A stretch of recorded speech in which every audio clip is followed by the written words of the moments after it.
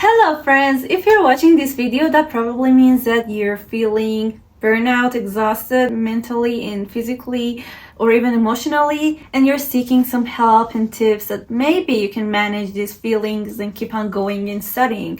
Maybe you have some exams, some deadlines, and you need to keep on going even though you're tired and need some rest. First things first that I really need you to know is to acknowledge the burnout. You don't need to pretend that you don't feel like that or deny it, because if you just face it and accept it, then you would be able to help yourself more in this way rather than trying to deny it and forcing yourself to study with the same habits that you had just because you don't want to know and acknowledge your burnout. First tip that I can give you is to study with low energy way. When I feel burnout, I decide not to study so actively and do it more passively. Although it has lower impact on learning, that's better than not studying. So for example, instead of going through active recalling or some other study tips that are active, you can just watch a YouTube video about the topic you're studying, or maybe just review the flashcards, or just read through your notes without really wanting to memorize it. That's not the best option for studying, but still productive. Next is having tiny goals. Like, instead of making a long to-do list that makes it impossible to do it, just try to study for 5 to 10 minutes, or just make a goal to only read one page, or memorize just one paragraph, or just review one flashcard only. That's still better than not doing anything. And trust me, when you do and achieve a goal, even a tiny one, your brain increases dopamine, and that would be like a reward system that makes you even more motivated and interested and keep on going. The next tip that I'm going to give you is kind of related to the previous one. When you want to set that tiny goal, just ask yourself, what's that one thing, one and only thing that I am able to do? There should be at least just one thing that you can do, or feel like you're more capable and it's more probable for you to do it, and just decide to do that. Fifth, change your environment. So many times the only thing we need to is to change the scenery. So like, if you were always studying behind your desk, try to go to a library or a study room, or go at your friend's place and study with them.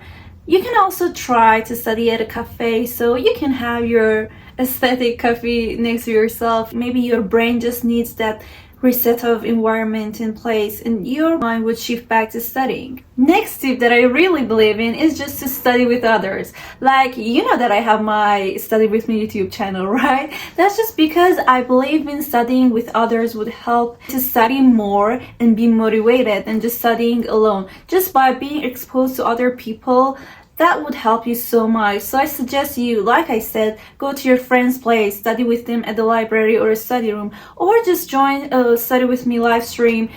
You can join mine or other people on YouTube. There are so many platforms supporting that. The next tip is kind of different from the others based on the basis of the problem.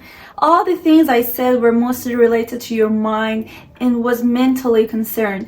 But what if the problem is actually physically related to your body? Sometimes we would just sit behind the desk and just study without having proper food, proper sleep, exercise. I know that you've already learned and heard about all these stuffs before, but really, trust me, all the scientific articles and research have already proved that you need the proper amount of exercise weekly. You need to have a really good sleep schedule. The thing that I personally was facing it a lot of time. Like, not only you need to have enough amount of hours to sleep each day, you need to have a decent sleep cycle. You should be really careful about when you're going to sleep and when you're gonna wake up. Like, I used to procrastinate my sleep so long that I would have slept almost in the morning, and I was waking up at noontime or even later, and that wasn't really helpful after some point. And also stay hydrated. That's the most important thing, right?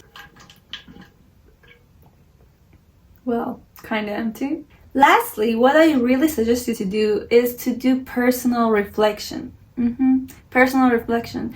Like, try to find out what's the reason behind this burnout. Because all these sections that I just told you may not be the case for you. Maybe you would have one of those problems, or maybe none of them is yours. You should just try to do personal reflection and try to find the reason behind it.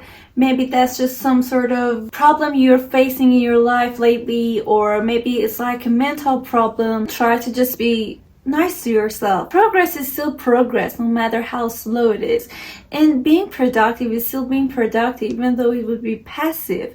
So just let yourself to be burnout sometimes and just find out the reason, so that in this case you would help yourself more in order to, solve it. And just know that I've been there too. So many people are going through the same thing. So you're not alone. Try to seek help from others who are feeling the same as you in your life, in your friends, or maybe on social media. And just try to know that you're not alone and this will pass. Now, if this video helped you even a little, just like this video and let me know into the comment section, like, what's your problem, or like more specific questions so that I can help you. Also, you can just let others know that you're going through the same thing, and maybe people would comment to you back and you can find a company. So I hopefully see your comments, would see you in my live streams, and we can discuss it later on during the live chat event. Who knows?